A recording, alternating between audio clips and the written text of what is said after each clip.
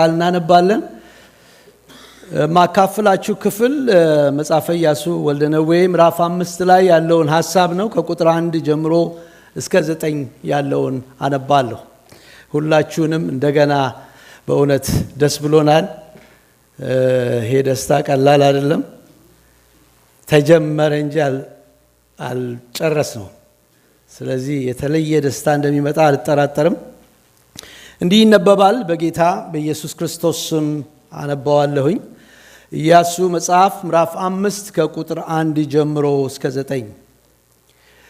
እንዲህም ሆነ በዮርዳኖስ ማዶ በምዕራብ በኩል የነበሩ የአሞራውያን ነገሥታት ሁሉ፣ በባህሩም አጠገብ የነበሩ የከነዓን ነገሥታት ሁሉ እግዚአብሔር ከእስራኤል ልጆች ፊት የዮርዳኖስን ውሃ እስኪሻገሩት ድረስ እንዳደረቀ በሰሙ ጊዜ ልባቸው ቀለጠ።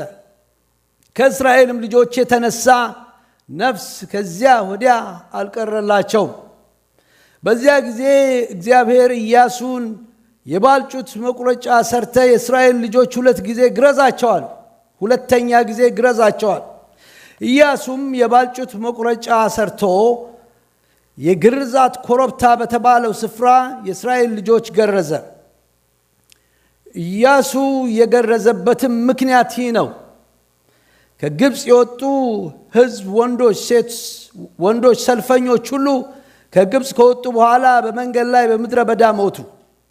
የወጡት ሕዝብ ሁሉ ተገርዘው ነበር።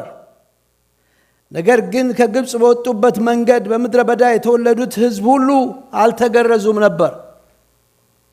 እግዚአብሔርም ወተትና ማር የምታፈሰው ምድር ለኛ ይሰጠን ዘንድ ለአባቶቻቸው የማለላቸው ምድር እንዳያሳያቸው የማለላቸው ከግብፅ የወጡ የእግዚአብሔርን ቃል ያልሰሙ እነዚህ ሰልፈኞች ሁሉ እስኪጠፉ ድረስ የእስራኤል ልጆች 40 ዓመት በምድረ በዳ ይሄዱ ነበር።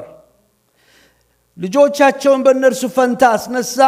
እነዚህንም ኢያሱ ገረዛቸው፣ በመንገድ ሳሉ ስላልገረዟቸው ሸለፈታሞች ነበሩና። ሕዝቡም ሁሉ ፈጽሞ በተገረዙ ጊዜ እስኪድኑ ድረስ በሰፈር ውስጥ በየሰፈራቸው ተቀመጡ። እግዚአብሔርም ኢያሱን ዛሬ የግብፅን ነውር ከእናንተ ላይ አንከባልያለሁ አለው። ስለዚህ የዚያን ስፍራ ስም እስከ ዛሬ ድረስ ምን አለው? ጌልጌላ ተብሎ ተጠራ ይላል። ጌልጌላ ተብሎ ተጠራ። እግዚአብሔር አባት ሆይ በምሕረትና በቸርነት ስናመልክ የተለየ አንተ መንፈስ በዚህ ስፍራ ስላለፈም ስላነቃቃንም አመሰግንሃለሁ። አሁን ደግሞ እግዚአብሔር ሆይ በዚህ ደስታ ውስጥ ደግሞ እንድትናገር ድምፅህን እንድታሰማን እኔንም በምሕረትህ እንድትደግፈኝ መናገር የሚገባኝን በአንተ ፊት ስላለሁ እግዚአብሔር ሆይ አንተን የሚያከብር አንተን የሚያስደስት ሕዝብህን የሚጠቅም የሚያንጽ ነገር መናገር እንድችል በኢየሱስ ክርስቶስ ስም ጸልያለሁ። እግዚአብሔር ሆይ ሕዝብህ ከዚህ ቃል ውጭ ደግሞ የሚያልፍበት መከራ ቢኖር፣ አቤቱ ጥያቄ ቢኖረው፣ እንቆቅልሽ ቢኖረው አንተ በዚህ ስላለ አንተ አለ። ለአንተ የማይታይህ ነገር የለም። ስለዚህ በጌታ በኢየሱስ ክርስቶስ ስም የሕዝብን ጥያቄ መልስ። እግዚአብሔር አባት ከዚህ ታዛ ስር ሰው ሲወጣ በመንፈስ ተጽናንቶ እግሮቹ ጸንተው እግዚአብሔር ሆይ አንተን አስበው ካንተ ጋር ተጣብቆ እንዲወጣ በኢየሱስ ስም ጸልያለሁ። ስለምታደርገው ነገር ተመስገን። በኢየሱስ ክርስቶስ ስም አሜን። ጌታ ይባርካችሁ።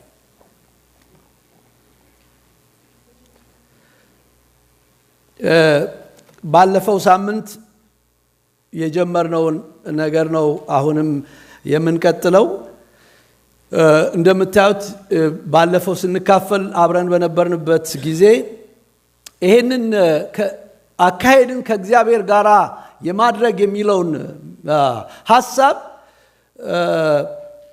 በግል ሕይወታችን እንመልከተው፣ በትዳር ውስጥ እንመልከተው፣ እንደ ቤተ ክርስቲያን እንመልከተው፣ እንደ አብያተ ክርስቲያናት እንመልከተው።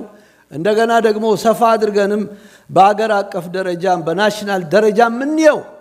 ዘመኑን ቤተ ክርስቲያንን ራሳችንን እና በግል ደረጃ ከእግዚአብሔር ጋር እየሄድኩ ነው ወይ? ትዳሬስ ደግሞ እንዴት ነው? ቤተሰቤስ እንዴት ነው? በቤተ ክርስቲያንስ እንዴት ነች እያል መመልከት እንችላለን። ዛሬ እንደምታውቁት ያው ትላንትና የተከበረው መቼም አልተኛንም እኮ እኔማ በቃ ሁለቴን የተነሳሁት አንደኛው ቻቻቻቻ ብሎ ነው ቤታችን ላይ ወደቀው የሚተኩሱት ነገር እና የደስታው ብዛት የሥርዓቱ ብዛት ይሄ ሁሉ ምንድነው ሲባል ነፃነትና የብሪቲሽ እንግዲህ ግሬት ብሪቴን የተባለው ያ መንግስት ብዙዎቹ ከአውሮፓ መጥተው እዚህ ምድር ላይ ከሰፈሩ በኋላ የእንግሊዙ መንግስት ነበር ይሄንን የሚቆጣጠረው ለብዙ አመታት በ1776 ነው ለቻችሁም እንደምታውቁት የነፃነቱ የታወጀው እና ሁለት ትላልቅ ሰዎች በጣም ትልቅ አስተዋጽኦ አድርገዋል ቶማስ ጄፈርሰን እና አዳምስ የሚባለው ሰው እና ይሄኛው ዲክለሬሽን ኢንዲፔንደንሲውን በጣም የጻፈው ሰው ነው ሌላው ደግሞ ከፓርላመንቱ ጋር ቁጭ ብሎ ቻሌንጅ ያደረገ ሰው ነው ያሳመነ ሰው ነው በዚህ ያለው መንግስት በትክክለኛ ራሱን ችሎ መኖር እንዲችል በነፃነት መኖር እንዲችል ብሎ እና ከዛ በኋላ ከዛ እስራት ከብሪቲሽ እስራት ወጡ የራሳቸውን መንግስት መኖር ጀመሩ እና ያው ይሄንን የመሰለ ምጽአተኛ መጥቶ የሚጽናናበት አይገርማችሁ ነፃነት ሲኖር እኮ ማሰብ ይቻላል ጥሩ ነገር ማሰብ ይቻላል ቪክቲም ሜንታሊቲ አይኖረን ለዚህ ነው አእምሮ ነፃ መሆን ያለበት እና እግዚአብሔር በዚህ ሐሳብ ውስጥ በሉዓላዊነቱ ጣልቃ እንደሚገባ አትጠራጠሩ ከበስተጀርባ እግዚአብሔር ይሄን ነገር አያገባውም አይባል ቢገባንም ባይገባን እግዚአብሔር በዚህ ውስጥ አለበት ግን የሚያሳዝነው ነፃ የወጣ ሰው እንደገና ደግሞ ሌላውን ይጨቁናል አይገርማችሁ በ1960 እኮ ነው እኛ ደግሞ ጥቁሮች ነፃ ያወጣ ነው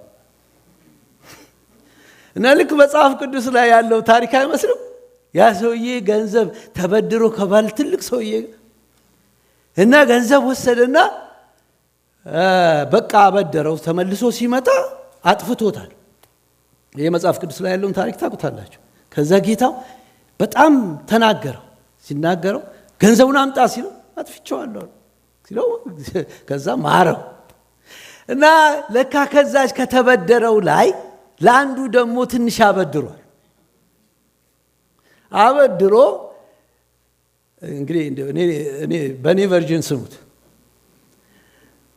እና ልክ ያ ባለቤቱ ያለፈ ሲሄድ ያኛውን ያበደረውን ሰው ያይቶ አንደቀው ይላል መጽሐፍ ቅዱስ the word አንቀው ሚሊዮን ያዙልኝ እንቃርቆ ትፋ እንደኛ ሀገር ያመጣውን ትፋ አይነት ነገር እና እንደዛ ሲለው አረ የለኝ ብለው ሲል ያንን ያ ባለቤቱ ዋናው ሎርድ አይመጣም አየው ይላል ተመሳሳይ ነገር ይመስላል ከዛ በ1960 ይሄ ባርነት ደግሞ እንደ ነፃ እንደወጣን እንደ ማርቲን ሉተር ትልቅ አስተዋጽኦ እንዳረጉ ከበስተጀርባ እግዚአብሔር እንዳለ አስቡ ግን ይሄ ሁሉ መልካም ሆኖ ሳለ ሰማያዊ ነፃነት ደግሞ አለ ይሄ ስለሱ ነው ማወራላችሁ ከእግዚአብሔር ጋር መሄድ አብሮ መሆን ነፃ ከሚያወጣ ከእግዚአብሔር ጋር አብሮ መሆን ወደ ነፃነት ውስጥ ነው የሚከተል ስለሱ ነው ማወራው አካሄድን ከእግዚአብሔር ጋር ማድረግ ለምሳሌ በጣም እዚህ ላይ አካሄድ የሚለውን ሐሳብ የወሰድኩት ከመጽሐፍ ቅዱስ ውስጥ በጣም ከምንወደው ታሪክ ውስጥ አንዱ የኖህ ታሪክ ነው እና መጽሐፍ ቅዱስ ስለሱ ሲነግረን ስለ ኮሚትመንቱ ሲነግረን ይሄን ነው የሚነግረን እስቲና የእግዚአብሔር ሕዝብ ያነባል 1 2 3 ኖህም በትውልዱ ጻድቅ ፍጹምም ሰው ነበረ ኖህ አካሄዱን ከእግዚአብሔር ጋር አደረገ ኢሲኤፍ አካሄዷን እና ይሄ ሰው ላይፉንም ታዩታላችሁ ኖህ በትውልዱ ጻድቅ ፍጹም ሰው ነበር ፐርፌክት ሰው ነው ለማለት አይደለም እግዚአብሔር የሚለውን የሚታዘዝ ሰው ነበር ለማለት ነው እና እግዚአብሔር አርግ የሚለውን ሰው የሚያረግ ሰው እንደነበረ እናያለን። ስለዚህ ይሄን በዚህ ሰው ህይወት ላይ ተመርኩዘን አካሄዳችንን ከእግዚአብሔር ጋር ስናደርግ የሚሆኑ ነገሮች አሉ። አንዱ የሱ ኳሊቲ ይሄ ነው። ኖህም እንዲሁ አደረገ ይላል። እግዚአብሔር እንዳዘዘው ሁሉ እንዲሁ በሉ እስቲ እንዲሁ አደረገ። እንደዛ አይደለም፣ እንደዛው እንደ እግዚአብሔር እንዳለው እንደፈለገው አይደለም፣ ሰው እንዳለው አይደለም፣ ኮሚኒቲ እንዳለው አይደለም፣ ሶሳይቲው እንዳለው አይደለም፣ እግዚአብሔር እንዳለው አደረገ ይላል። አይ ቲንክ ኢምፕረስ ያደረገው ይመስላል ጌታ። በቃ ይሄስ አየው እኮ ይላል ሌላ ቦታ፣ ሞገስ አገኘ በእግዚአብሔር ፊት። ሞገስ አገኘ ይላል መጽሐፍ ቅዱስ ሲነግረን። ስለዚህ ዛሬ ከዚህ ክፍል ውስጥ እኔ በነገራችን ላይ እግረ መንገዴን በዚሁ መጽሐፍ ቅዱስ ተማሪዎችም ስላላችሁ አሁን በጣም ያለንበት ዘመን ኤአይ ጀነሬት የሚያደርግበት ዘመን ላይ ነን ያለነው እና በቀላሉ ስብከት ውልቅ ብሎ መውጣት ይችላል። በቃ ማለት ይሄን ስጠኝ ስትሉት ሻራራ አድርጎ ይሰጣቸዋል። እና እግዚአብሔር ግን ይወደዋል ወይ ነው ገብቷቸው የእግዚአብሔርን ልብ ማካፈልና የሰዎችን ኢንፎርሜሽን መወርወር ይለያያል። በዚህ ደስ የሚለኝ አካዳሚያ ላይ በምትመጡበት ጊዜ በጣም ዲሲፕሊን አለ። በጣም የማንንም ሐሳብ ማንም ሰው አምጥቶ ለራሱ መጠቀም አይችልም። ውርደት ነው፣ ትልቅ ውርደት ነው። ሰው እንኳን እንዲህ ካለ እንላችሁ እና መጠንቀቅ ያለብን ነገር ነው ብነግራችሁ። ኤአይ ኢንፎርሜሽን መጥፎ ነው ማለት አይደለም። እንደ ላይብረሪ እዩት፣ እሱ እንደ ሪሶርስ እዩት። ግን እንደ መጽሐፍ ቅዱስ በመናጠናበት ጊዜ ራሳችን ተተክለን መጽሐፍ ቅዱስ ላይ መንፈስ ቅዱስ የሚለንን ነገር እሱ የሚያቀብለንን ፍሬሽ ነገር ይዘን ስንወጣ ዋው ልነግራችሁ አልችልም። ከውስጣችሁ በኃይል እየተወረወረ ይወጣል። አሜን ነው። እሱ ነው የሚቀድሰው፣ እሱ ነው የሚያድነው፣ እሱ ነው የሚፈውሰው። ግን ኤአይ አይጠቅምም እያልኳችሁ አይደለም። እናንተ ከተዘጋጃችሁ በኋላ ልክ ላይብረሪ ሄዳችሁ ሪሶርስ እንደምታመጡት አንዳንድ ነገሮችን ከዛ መመልከት ትችላላችሁ። መጥፎ ነገር የለው። እንደ ላይብረሪ እንደ ሬፈረንስ ማየት ይቻላል። ስለዚህ ከዚሁ ጋራ እግረ መንገድ ልናገረው ብዬ ነው፣ የመልእክቱ ሐሳብ አይደለም። እና በዚህ ሐሳብ ውስጥ አካሄዳችንን ከእግዚአብሔር ጋር በመናደርግበት ጊዜ ምን ይሆናል ለሚሉ ነገሮች 3 ነገሮችን እንዲሁ በልቤ ውስጥ እግዚአብሔር አስቀምጧል። የመጀመሪያው ነገር የእግዚአብሔርን እጅና ኃይል ሲሰራ እናያለን። ይገርማችኋል። አካሄዳችንን ከእግዚአብሔር ጋር ስናደርግ የእግዚአብሔርን ኃይል የእግዚአብሔርን እጅ ሲሰራ እናየዋለን። ይሄን ክፍል በመታዩበት ጊዜ ተመልሼ ወደ ባለፈው ሳምንት ሐሳብ እንዲሄድ ያስገድደኛል።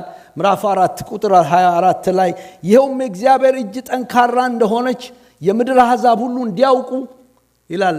ላስት ዊክ ትዝ ይላችሁ እንደሆነ የዘጋ ነው። በዚህ ነው እግዚአብሔር ታምራቱን የሰራው ዮርዳኖስን ከፍሎ ያሻገረበት ዋናው ምክንያት የእግዚአብሔር እጅ ጠንካራ እንደሆነች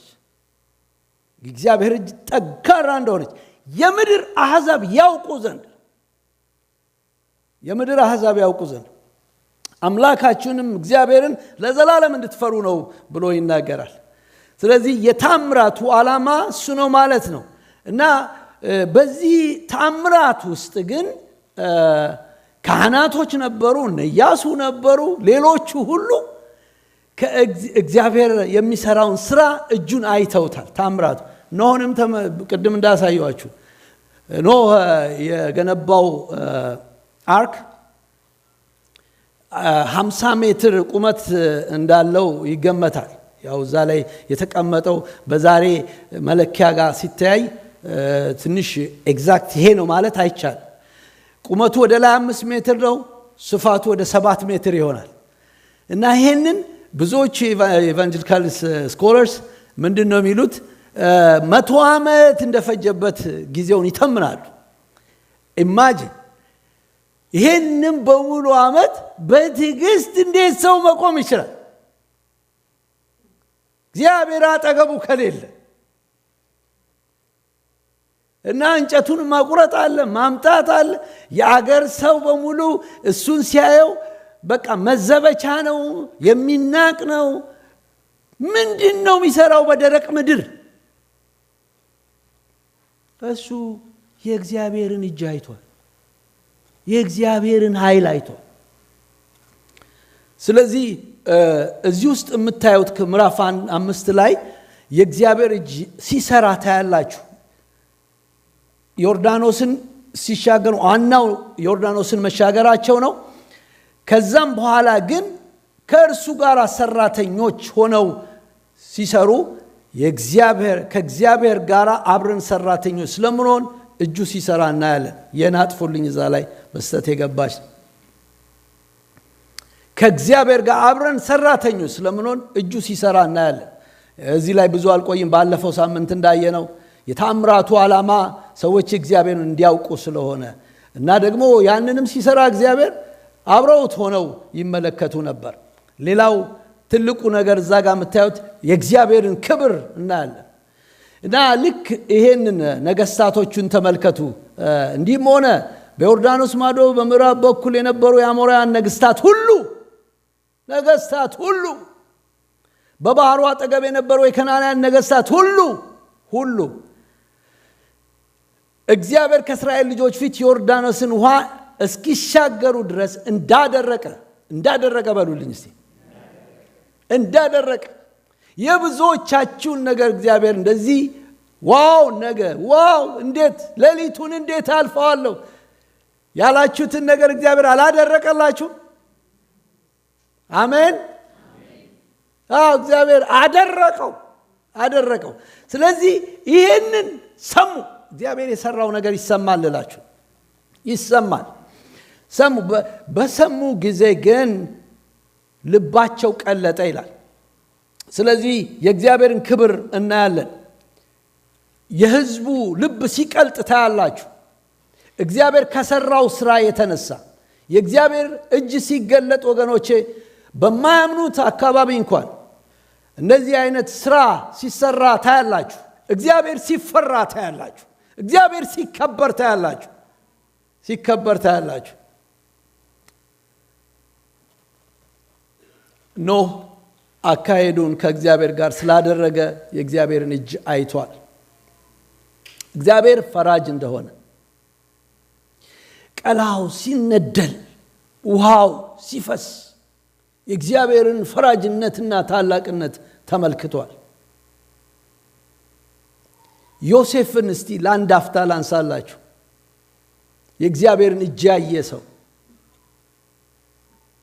አካሄዱን ከእግዚአብሔር ጋር ያደረገ ሰው ነበር ዮሴፍ። እና በእነኚህ ከሱ ጋር በሄደባቸው ዘመናት በሙሉ እግዚአብሔር እጁን አሳይቶታል። ሜጀር ከሚባሉት የዮሴፍ ጉዞዎች 4ቱን ባነሳላችሁ ሃይላይትም ይደረጉ። እግዚአብሔር ከተናገረው በእርሱ ሕይወት ውስጥ እግዚአብሔር ሊያደርግ ያለውን ካስታወቀው በኋላ የመጀመሪያው እርምጃ ወንድሞቹ ሊቀብሩት መፈለጋቸው። የገዛ ወንድሞቹ የእግዚአብሔር ነገር ስለሚታይበት ስላየለበት ይገርማቸዋል እኮ የሳምሶንን ሕይወት የዮሴፍን ሕይወት ስትመለከቱ ከውጭ ይልቅ በውስጥ ነው የተጎዱት። የውስጥ ጦር አያምጣባችሁ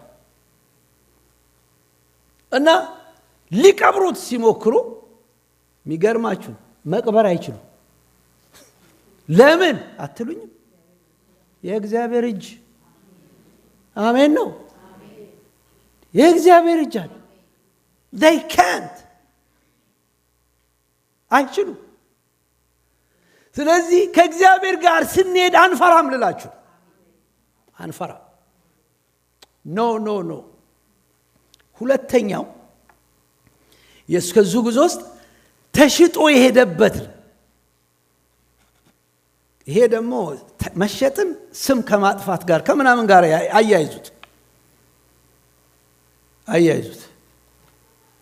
አያይዙትና በቃ ለመርቸንቶች ለፓለስታይን መርቸንቶች የሰጡት የሚገርም እኮ በእነሱ ልብ ውስጥ እኮ ያለው ሄዶ እንደፈለገ ይሁን ነው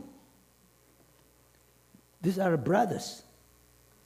brothers እና በጣም የሚገርማቸው ራይድን የሰጡት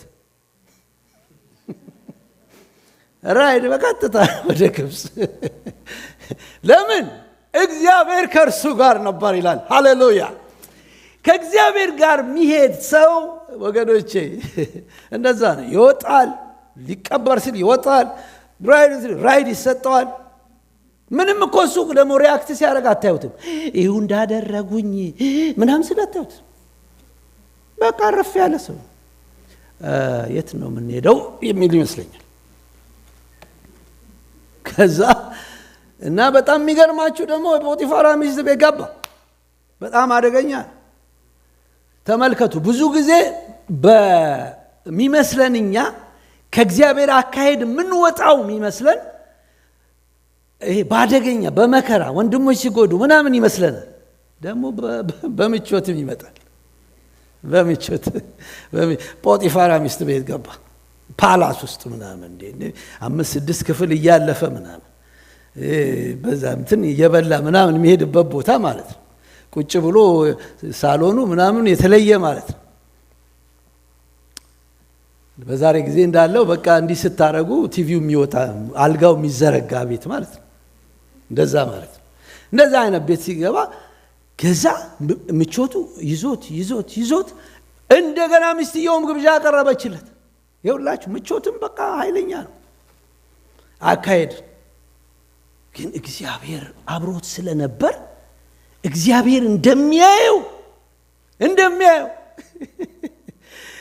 ወገኖቼ አደገኛ ጊዜ ላይ ነው ያለነው ጓዳ ነው ብላችሁ ጓዳ ሰው በሌለበት ልላችሁ አደገኛ በቃ ጠቅ ስታረጉት የሚመጣ ነገር አለ እንዲህ ያዛችሁት ነገር ሽው ስትሉ እንዴ ይሄ ምንድነው ስትሉ ወደዛኛው ያሻግራቸዋል ወደሚቀጥለው መጨረሻ ላይ ደንበኛ ገብታችኋል መሸታ ቤት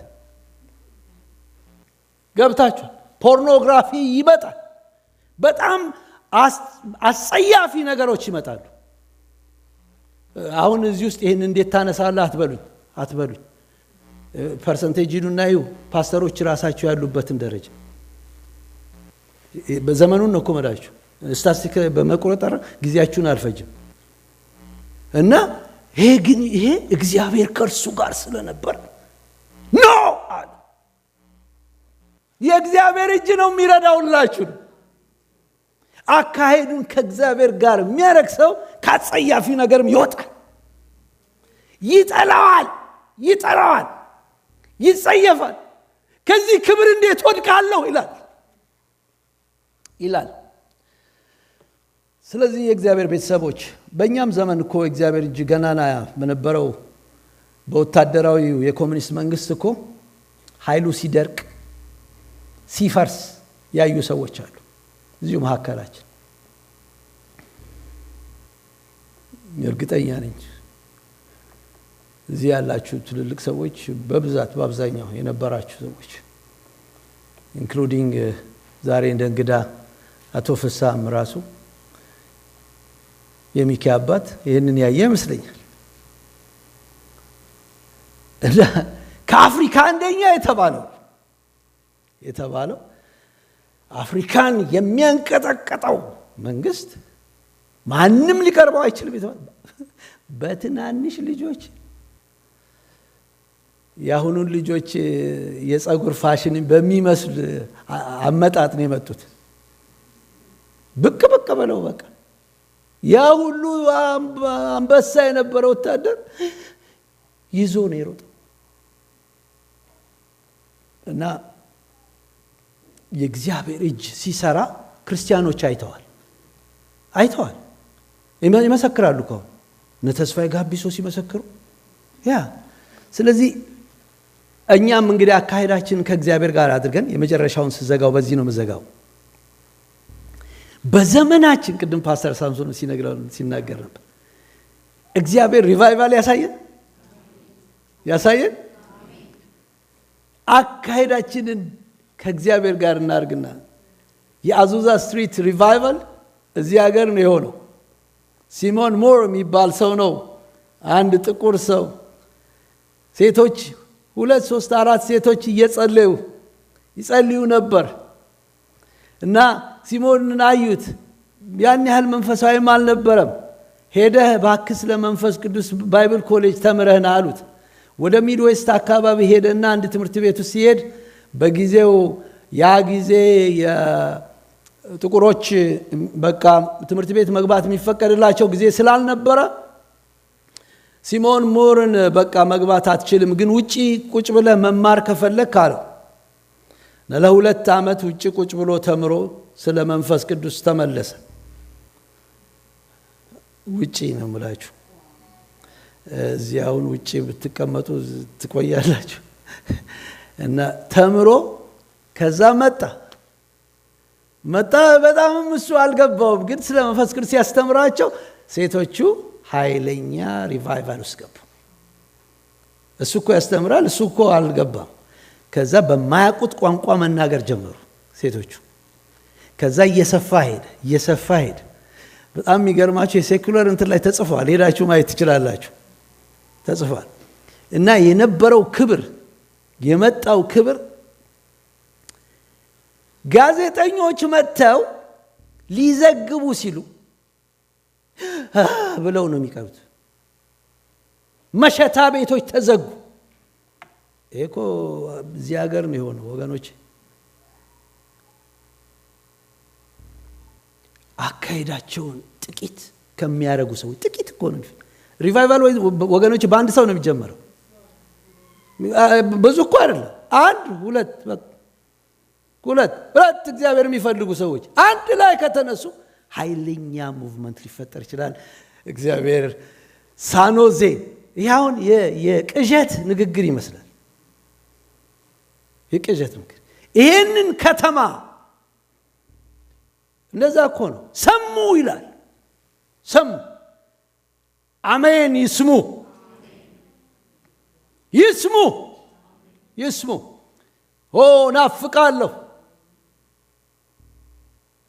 ናፍቃል አሞራውያን ታላላቅ ነገስታቶች በሰሙ ጊዜ የህዝቡ ልብ ቀለጠ ወገኖቼ የእግዚአብሔር ክብር ሲመጣ ዓለም ያየዋል በትክክል ያየዋል መሸታ ቤቶች ተዘግተዋል ስለዚህ አካሄዳችንን ከእግዚአብሔር ጋር ስናረግ የእግዚአብሔርን እጅ እናያለን አሜን ይሁንልን ሁለተኛው ሐሳብ የእግዚአብሔርን ፍላጎት እንረዳለን እግዚአብሔር ምንድነው የሚፈልገው ወገኖቼ በጣም እኮ ይሄንን መጠየቅ አለብን ምንድነው የሚፈልገው ሪሊ ምንድነው የሚፈልገው ይሄን ያልጠየቀ አማኝ በቃ ከሐዲዱ ላይ እንደወረደ ባቡር ነው ምንድነው ጌታው የምትፈልገው we have to ask this ከዚህ ውጪ በራሱ ፍላጎት እንደፈለገ ክርስትናን የሚያመልክ አለ ሰው በነገራችን ላይ በራሴ ተርም አመልካለሁ በራሴ ተርም ቸርች መምጣት እችላለሁ በራሴ ተርም መዘመር እችላለሁ በራሴ ተርም ማገልገል እችላለሁ በኔ በመፈልገው በኔ ስኬጁል በኔ ምኞት በኔ አደራረግ ላረግ እችላለሁ እግዚአብሔር ምንድነው የሚፈልገው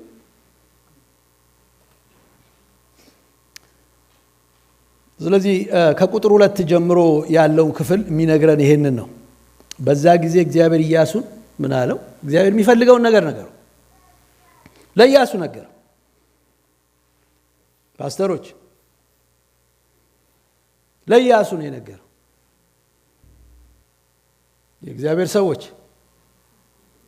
ለኢያሱ ነገረው። ስለዚህ የእግዚአብሔርን ፍላጎት መረዳት ናቪጌት ማድረግ በጣም ያስፈልጋል። ኢንዲቪጁዋሊ፣ በቤተሰብ ደረጃ፣ በቤተክርስቲያን ደረጃ። ምክንያቱም መድረሻችን የት እንደሆነ ይሄን ካልተረዳችሁ በራሳችሁ ነው መድረሻችሁ የምትወስኑት። እኔ እንዲህ እላለሁኝ፣ ምን አለ እግዚአብሔር? የእሱ አንዱ ፍላጎት ይሄ ነው። ህዝቡ የልቡ መገረዝ እንዲገረዝ ነው የሚፈልገው እግዚአብሔር። አሜን ነው። ምን ነው ዝቅ አለች ድምጿ? አሜን ባሉ እስቲ። ሃሌሉያ። ይሄ ህዝብ በቃ ጠንካራ ህዝብ እንዲገረዝ ነው። እንግዲህ ይሄ ጊዜ አልወስድም። መጽሐፍ ቅዱስ ማጥናት ይኖርብናል። ስለ ሰርከምሲዥን ወይንም ደግሞ ስለ መገረዝ ብዙ ለማለት አልችልም። አሁን በብሉይ ኪዳን የቅድስናና የቃል ኪዳን ምልክት ነው። በአብርሃም ይህንን ታዩታላችሁ። እግዚአብሔር ለአብርሃም ለራሱ ህዝቡን የለየበት መንገድ መገረዝ ይባላል።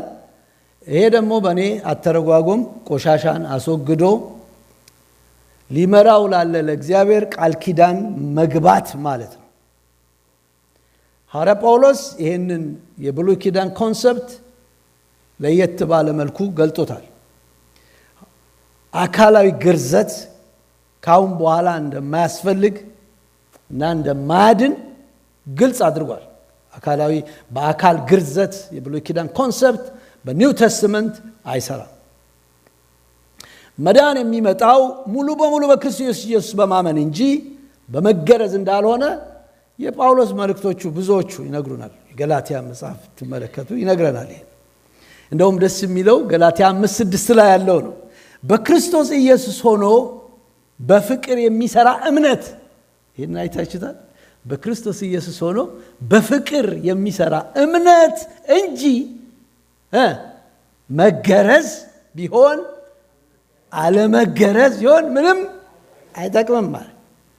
ስለዚህ ነፃ ነን ማለት ነው ከዚህ ከአካል ግርዘት። እናንተ ናችሁ የምትወስኑት እሱ እና የአዲሱ ኪዳን ግርዘት ግን የልብ ግርዘት እንደሆነ ይናገራል።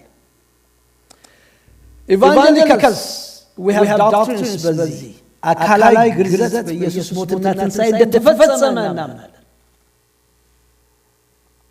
እንደዛ ነው የምናምነው። ይሄ ከሌሎች የሚለየን ነው ማለት ነው።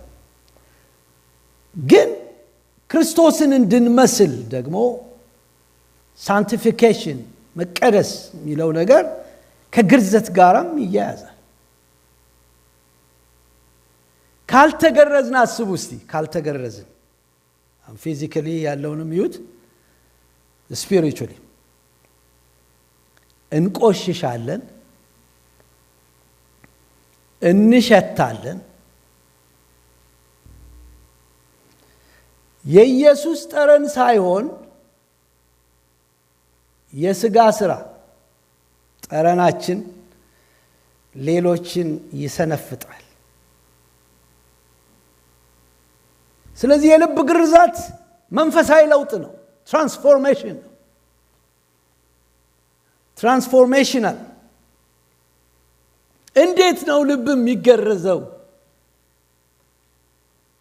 እኔ አንድ ጊዜ ባለፈው ኢትዮጵያ ሲሄድ እንዲህ ወደ መገናኛ እንደዚህ ጀርባ አካባቢ ነው ሰው የሚበዛበት እንገርዛለን የሚል ማስታወቂያ አየሁ። ደግሞ ልጅ ትልቅ አይልም ለገቢው ገቢ ልጆች ካሉ እንግዲህ ትልልቁ ላይ መጣ ይችላል እና ገራጅ አለ ማለት ነው። ገራጅ ባለበት ነው ተገራጅ መሄደው እና መጽሐፍ ቅዱስ ይነግረናል ይሄን መገረዝም በመንፈስ የሚደረግ የልብ መገረዝ እንጂ ይላል። በመጽሐፍ አይደለም፣ በሕግ አይደለም። ዋው! ዲሳይፕልሺፕ እኮ ይሄ ነው። ኑ ተገረዙ ነው እኮ ዲሳይፕልሺፕ። የእርሱ ምስጋና ከእግዚአብሔር እንጂ ከሰው አይደለም ይላል። አይገርማችሁ? እና አሁን ይሄ መገረዝ ሲኖር ከሰው አይደለም። ለምን? ፐርሰናል ውስጥ ነው ያለው የልብ መገረዝ። እና እግዚአብሔር ልጄ ተገረዘ ይላል። እግዚአብሔር ሲገረዝ ደስ ይለዋል። ምስጋና እግዚአብሔር ያመሰግን ይባርከናል። ከእግዚአብሔር ነው ምስጋናው። ብሌሲንጉ ከዛ ነው። ስለዚህ ወገኖቼ የመገረዝ ሐሳብ ኮንሰፕት ይሄ ነው። እና ህዝቡ እንዲገረዝ ነው እግዚአብሔር የሚፈልገው። በቃ እስከ መጨረሻ ክርስቶስን እስክንመስል። ሌላው ተገርዞ እንዲሞት ሳይሆን ህዝቡ በኪዳን ጸንቶ እንዲወርስ ይፈልጋል እግዚአብሔር።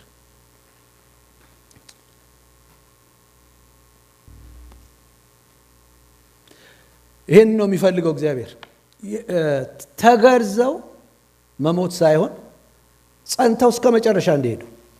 ለመሪ የተሰጠው መመሪያ የባልጩት መቁረጫ ሰርተ የእስራኤል ልጆች ግረዛቸው። መሪዎች የሆንን እንስማ። ፓስተሮችም ዲኤምኤል ዲኤስኤል ሌላም ቦታ የምናገለግል ለእግዚአብሔር ብቻ መታዘዝ የምንችልበትን ጸጋ እግዚአብሔር ይስጠን። ዮርዳኖስ ግባ ሲል መግባት እንድንችል፣ ግረዝ ሲል ለመግረዝ በቃ ምንችል። መግረዝ ወይም መገረዝ ለአሁኑ ዘመን መሪዎች ቃሉን ማስተማር፣ መምከር፣ መገሰጽ፣ በኑሮ ምሳሌ መሆን፣ በሚያስፈልግ ጊዜ ዲስፕሊን ማድረግ። አሁኑ ቤተክርስቲያን በጣም ከወደቀችበት ነገር አንዱ ዲስፕሊን አታረግም፣ ታመቻምቻለች። ምሕረት ያርግልን። መጽሐፍ ቅዱስ ላይ የምናየው በጣም የሚገርመው እነ ጳውሎስ፣ እነ ጴጥሮስ፣ ሌሎችም ሰው ሲያጠፋ ዲስፕሊን ያደርጋሉ። አይ ቲንክ ዘመኑ መሰለኝ የሸረሸረ። ጠለቅ ብለን ካየነው መገረዝን ራስን መካድ፣ መስቀል መሸከም እና ጌታን መከተል። ለምንድን ነው የገረዛቸው? ምክንያቱ እዛ ላይ ተጠቅሷል። ከግብፅ የወጡ ተገርዘው በምድረ በዳ ሞቱ። በምድረ በዳ የተወለዱ ስላልተገረዙ ነው። ተገርዞ መሞት ወገኖች፣ ተገርዞ መሞት አለ።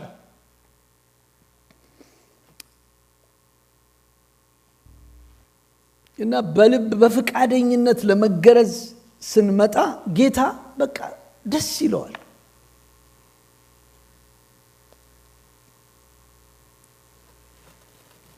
የሱን ፍላጎት እንድንረዳ ይፈልጋል ጌታ። በጣም ይፈልጋል። ምንድነው የሚፈልገው ጌታ? አይኔ ተገርጃለሁ እንዳንል እግዚአብሔር ያልተገረዘውን ሰው ያያል። እዚህ እኮ ለዚህ ነው ስላየ እኮ ነው ኢያሱን ግረዝልኝ ይሄንን የሰከንድ ጄነሬሽን አለው። ስለሚያይ ነው። ያልተገረዘውን ያያል እግዚአብሔር። እና ደቀ መዝሙር ሆኖ ደቀ መዝሙር ለማፍራት ወገኖች መገረዝ ያስፈልጋል። ጥሪ እያደረገ ነው ዛሬ እግዚአብሔር። በቃ ኦነስት ሆነን እንድንቀርብለት ይፈልጋል። ከምን ልገረዝ? እኔ ይሄንን ዘርዝሬ አልጨርሰው፣ ግለሰቡ ነው የሚያውቀው። ግን ከሐሜት ልገረዝ፣ ከውሸት፣ ከማስመሰል፣ ከኩርፊያ፣ ቃሉን ካለመታዘዝ፣ ከጥላቻ፣ ይቅር ካለ ማለት፣ እኔ የምፈልገው ብቻ ይሁን ከማለት፣ ከቁጡኝነት፣ ከተንኮል፣ ቶሎ ከሚገባ ኃጢአት፣ ከማኒፑሌሽን፣ ከአጉል ልማድ፣ ከትዕቢት፣ ከተዛባ አመለካከት፣ በራስ ከመመካት፣ ሰውን ከመናቅ፣ ቃሉን ካለማመን፣ ከቁሳዊ ፍላጎት ጋር ከመጣበቅ፣ ከፉክክር፣ ከግፍ፣ ግፈኛ ተንኮለኛ ከመሆን እንሶን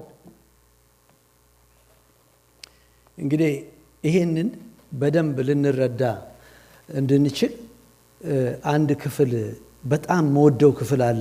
ብዙ ጊዜ ደጋግሜ እሱን ክፍል ስናገረው ሰምታችሁ ይሆናል። ስለ ካሌብ እሱን እዚህ ጋር አውጥቼዋለሁ። የሚገርም ነው፣ የሚያስቀና ሰው በመጽሐፍ ቅዱስ ውስጥ ሳላገኘው የወደድኩት ሰው።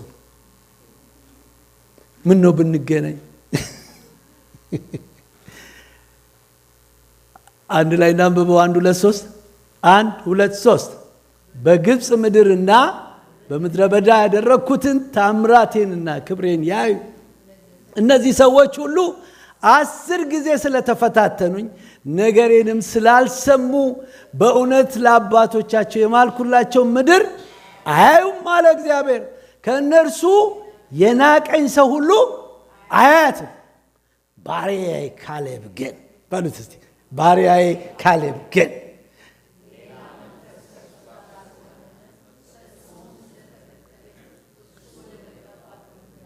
አገባዋለሁ፣ ዘሩም ይወርሳታል።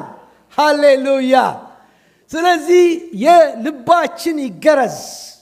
የእግዚአብሔር ፍላጎት እሱ ነው። ሶስተኛው ሐሳብ ይሄ ነው። እግዚአብሔር በኪዳኑ የማለልንን ተስፋ እንወርሳለን። ከእግዚአብሔር ጋር ስንሄድ እንደዛ ነው። እጁን እናያለን፣ ኃይሉን እናያለን፣ ሐሳቡን እንረዳለን። ከዛ ሶስተኛ ደግሞ ወደ ተስፋው ምድር በቃ እንደምንገባ ሹር እናደርጋለን፣ እንወርሰውም አለን። ደግሞ ልክ አሁን እንደሰማነው እንደ ካሌብ ማለት ነው። እንግዲህ ይሄን ፈጠን ብዬ ጨርሳለሁኝ። ተስፋውን ለመውረስ ቃሉን ሰምቶ መታዘዝ ነው እዚህ ላይ የሚያስፈልገው። መስማት ብቻ ሳይሆን መታዘዝ። ደጋግማችሁ ካሌብን ፈጽሞ ስለተከተለ ፈጽሞ ልክ ኖሆም እንዳረገው ማለት ነው። የሆነ ዘዴ አያስፈልግም። እና ምሳሌ ላይ በጣም አእምሯችን የሰጠን እንድናስብ ክሪቲካሊ እንድናይ ነው። ግን የእግዚአብሔር ሐሳብ ሞልድ ሊያደርገን ይገባል። የበላይ ሊሆን ይገባል። በፍጹም ልብ በእግዚአብሔር ታመን፣ በራስ ማስተዋል አትደገፍ፣ በመንገድህ ሁሉ እርሱን እወቅ፣ እርሱም ጎዳናህን ያቀናልሃል ተብሎ ተጽፏል። በቃ በራስ ማስተዋል አትደገፍ። ስማርት ሲሆን እንዳይመስል ማለት እኮ ነው። በጣም እኔ በቃ አገኘሁት አትበል። ኖ በራስ ማስተዋል አትደገፍ፣ በመንገድ ሁሉ እርሱን እወቅ። ስለዚህ መታዘዝ ነው። እግዚአብሔር ወተትና ማር የምታፈሰው ምድር ለሕዝቡ ለመስጠት ነበረ ሐሳቡ። ግን ስላልታዘዙ ቅድም እንዳየነው ያ ሆኗል። እነማን ናቸው ወደ ተስፋይቱ ምድር ያልገቡት ብለን ስንጠይቅ ይሄ መልስልናል። ቁጥር 6 ላይ ከግብፅ የወጡ የእግዚአብሔርን ቃል ያልሰሙ፣ አንደርላይን ማድረግ አለባችሁ እሱ ላይ መጽሐፍ ቅዱሳችሁ ላይ የእግዚአብሔርን ቃል ያልሰሙ። አሁን ይህን ጥያቄ ነው፣ የእግዚአብሔርን ቃል በእርግጥ ሰማለሁ ወይ? እና እነኚህ ሰዎች ደግሞ ሰልፈኞች ነበሩ። ሰልፈኞች ሁሉ እስኪጠፉ ድረስ እግዚአብሔር 40 ዓመት ሌላ ቦታ እንደዚህ ይላል፣ በቃ እንደማይታዘዙ እግዚአብሔር ስላወቀ እስኪሞቱ ጠበቃቸው ይላል። ማይ ጋድ አይ ዶንት ላይክ ዛት። አልፈልገው። ስለማይታዘዙ በራሳቸው ስለሚሄዱ ራሳቸው የሚፈልጉትን ስለሚያደርጉ በቃ እስከሚሞቱ ጠበቃቸው ይላል። መጽሐፍ ቅዱስ እኮ ነው የሚለው። መጽሐፍ ቅዱስ ነው። በኔ ተርም ስለሚሄድ በኔ ተርም ስለማመልከው ተንቀጥቅጬ አንተ የምትለው ይበልጣል ስለማልል እና ይሄ ነው አለመስማት የእግዚአብሔርን ቃል። ሌላው ይገርማቸዋል። እግዚአብሔር አንድ ትውልድ አልታዘዝም ሲል ሌላ ትውልድ ያስነሳል። አይገርማችሁ? አሁን መጸለይ ጥሩ ነው፣ ባንጸልይስ ያስነሳል። አይከራሽሩ ይሄድ። በጣም እርግጠኞቹን መጨረሻ መላእክት እኮ ነው ወንጌል የሚሰብኩት። ለኛ ነው እንጂ ለኛ ነው ጥቅሙ። ይኸው እኛ ባንታዘዝ ሌላ ትውልድ ይነሳል። እግዚአብሔር ነው። እግዚአብሔር አታዩም እንዴ? ምንም እኮ ሌላ የምትሰሙት ነገር የለም። እነኚህን ቀበረና ሌላ ትውልድ አስነሳ። ሳድ ስቶሪ። ስለዚህ አንደኛ እግዚአብሔር ሉዓላዊ በራሱ ዕቅድ የሚሰራ እና የጀመረውን ታሪክ የሚጨርስ አምላክ እንደሆነ ታዩታላችሁ። መጨረስ ስላለበት ማስነሳት ነበረበት። ልጆቹን በእነርሱ ፈንታ። አቤት አቤት አቤት! መጽሐፍ ቅዱስ ውስጥ በጣም ከሚያስደነግጠኝ አንዱ በይሁዳ ፋንታ የሚል በፈንታ በእነሱ ፈንታ አስነሳ። እና ለምን ስትሉ ስላልተገረዙ ሸለፈታም ነበሩ ይላል። እግዚአብሔር መንፈሳዊ ሸለፈታነት አይፈልግም። መንፈሳዊ ሸለፍታምነት አይፈልግም። ሸለፈታም ነበሩ። እንግዲህ እነኚህ ሰዎች ተገርዘው ምን ሆኑ? ተገርዘው ሞቱ ነው እኮ የሚለው። ተገርዘው ሞቱ። ተገርዞ መሞት አለ አይገርማችሁ? እነኚህን ግን አስነሳቸው ይላል። እና በጣም ደስ ይለኛል። እኛ ቸርች ሌላም ቦታ ይጸልያል። ትውልድ አስነሳ። በጣም አስፈላጊ ነገር። እኔ ደግሞ አንድ ነገር ጨመርኩኝ። ይህንን ሳነብ አንድ ጸሎት ጨመረልኝ። ጌታ ሆይ ትውልድ አስነሳ ደግሞ ግረዛቸው። የተገረዙ አስነስቶ ግረዝ ነው ያለው። ለካ ተነስቶ አለመገረዝ አለ። ተነስቶ ተቀብቶ አለመገረዝ አለ። ስለዚህ ሂደቱን ስታዩት እንደዛ ነው የሚሆነው ማለት ነው። መንፈሳዊ ሸለፈታምነት። በመንገድ ሳሉ ሸለፈታሞች ነበሩ ይላል። ሸለፈታም ማለት በአለቃ ገብረ መናምን አልላችሁ። የረዘመ የራሴው ትርጉም ነው።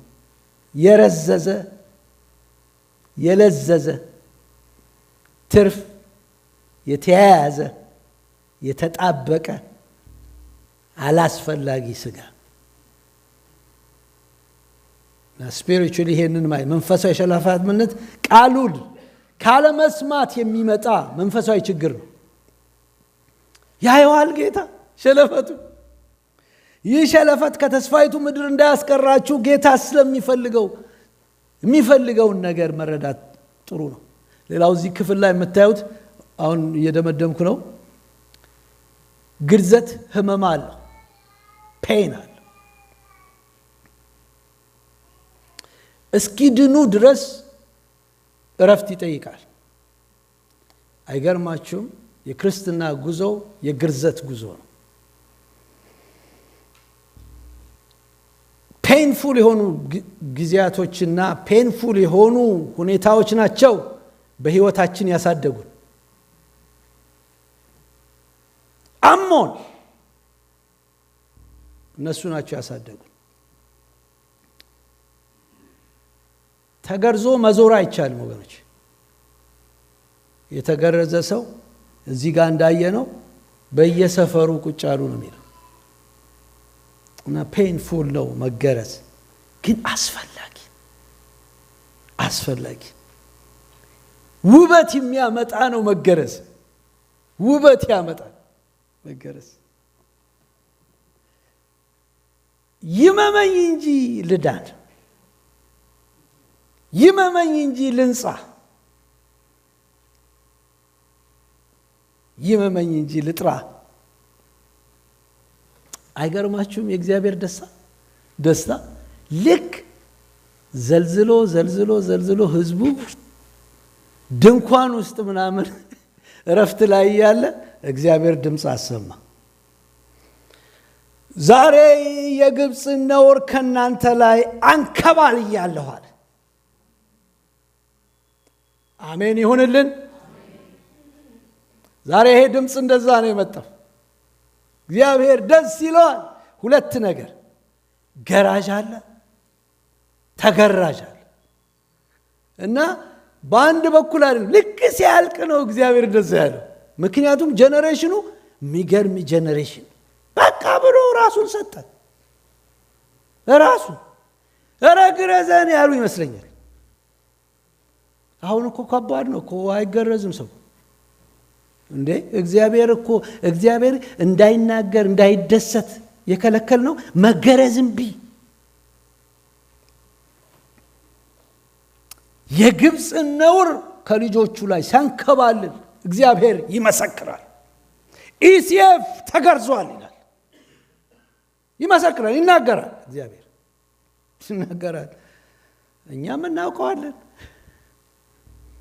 ወንድሞች እዚህ ያላችሁ ቀኗን ሳይቀር አትረሷት። እኛም ራሳችን የተገረዝንበትን ቀን እናውቀዋለን። ህመም ይሰማናል። ከሰፈር እዛው ነው። ያን ጊዜ ለመታየት አንሞክርም። የተገረዘ ሰው እዩኝ አይልም። እንደዛ ነው። ሌላው ነውር የግብፅ ነውር የሚለው ነው። አይገርማችሁ? የግብፅ ነውር ቦታም አለው ነውር። ቦታ የሆነ ቦታ ነው የምንሞላው ማለት ነው ያንን ነውር። እግዚአብሔር አየው የግብፅ ሌላ ቦታ አላለ፣ የፍልስጤም አላለ። ግብፅ ስለኖሩ ግብፅ ውስጥ የለመዱት የአማልክት አደራረግ ትራዲሽን ሊሆን ይችላል፣ ካልቸር ሊሆን ይችላል፣ ከየቦታው ከየሀገሩ ከዓለም ሲስተም ሊሆን ይችላል፣ ከባህል ከቤተሰብ ከዘር የወሰድነው ሊሆን ይችላል። አንዳንዱ እንደ ፎርሙላ ቁጭ ብሏል። ንግግራችን ሳይቀር ከአካባቢ የወሰድነው። ስለዚህ ይሄንን ነው አንድ በክፍሉ የምናስበው ነገር ማሰብ የሚኖርብን ነገር። እግዚአብሔር ነውር ሲወገድ ደስ ይለዋል። ነውር ሲወገድ ደስ ይለዋል። ጌልጌላ የዚህ ስፍራ ስም እስከ ዛሬ ድረስ ጌልጌላ ተብሎ ተጠራ ይልና ነውር የተንከባለለበት the Hebrew word ገልጋል የሚለው ቃል መንከባለል ማለት ነው። ሰርክል እንደ ዊል ማለት ነው። እግዚአብሔር አየና ይሄ ሸለፈት ተንከባለለ፣ ደስ አለው። የልጆቹ ያስቸግረው የተጣበቀው ያ ነገር ያስጨነቀው። ቆመን እንጸልያለን። ሃሌሉያ። ፓስተር ማይክ ወደዚህ ይመጣል። ጸልየን ነው የምንጨርሰው። ሃሌሉያ። ካንተ ወዴት እሄዳለሁ እንለዋለን ጌታን። ስለዚህ በጣም የሚገርማችሁ አንድ